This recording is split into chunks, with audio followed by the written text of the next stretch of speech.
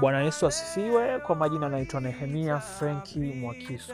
Leo siku ya Jumatatu tarehe 24 ya mwezi wa 8 nitaenda kusoma neno katika kitabu cha Zaburi ya 116 mstari wa 12 hadi wa 13. Mstari wa 12 naanza nikisoma: nimrudishie Bwana nini kwa ukarimu wake wote alionitendea? Nitakipokea kikombe cha wokovu na kulitangaza jina la Bwana. Nitaziondoa nadhiri zangu kwa Bwana, naam, mbele ya watu wote. Ina thamani machoni pa Bwana mauti ya wacha Mungu wote.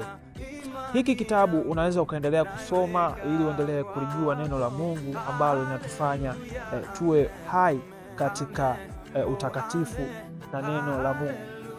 Mimi ni kijana wako mdogo tu, napenda kukukumbusha maneno kuhusu neno la Mungu. Bwana akubariki na Bwana aendelee kuwa nawe siku zote. Amen.